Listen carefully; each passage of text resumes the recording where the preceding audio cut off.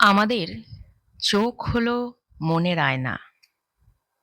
তাই যে আঁখিতে তুমি অপেক্ষা দেখেছ, তোমার জন্য ভালোবাসা দেখেছ, তাদের আগলে রেখো। আগল নয়, ভরসার সাথে, ভালোবাসার সাথে তাদের আগলে রেখো। তবে কি জানো, সবাই আগলে রাখতে পারে না, হয়তোবা আগলে রাখতে জানেও না।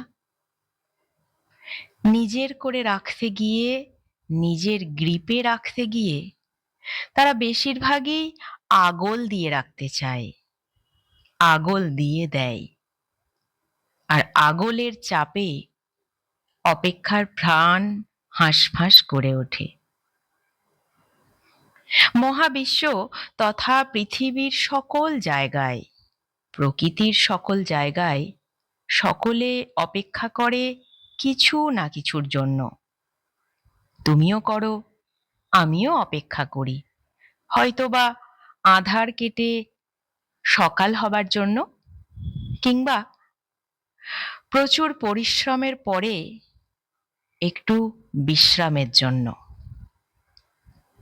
জানো, অপেক্ষার প্রহরের অবসান হয় না, বরং একটি অপেক্ষার প্রহর সময়ের সাথে সাথে অন্য অপেক্ষার প্রহরে রূপান্তরিত হয়।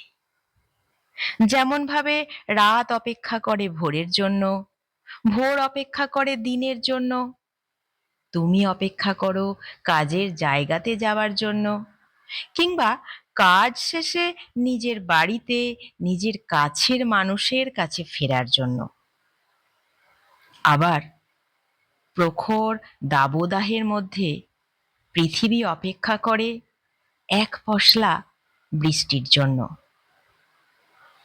আসলে অপেক্ষার প্রহর একটা প্রহর থেকে অন্য প্রহরে যেমন পরিবর্তন হয়, ঠিক তেমনই পরিবর্তনের সাথে সাথে সেই অপেক্ষার আবহাওয়ারও পরিবর্তন হয়।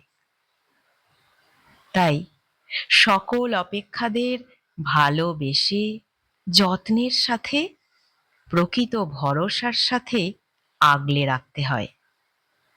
কেননা এই অপেক্ষার জন্যই আমাদের জীবনের প্রতিটা মুহূর্ত সুন্দর হয়, স্মরণীয় হয়, দামি হয়।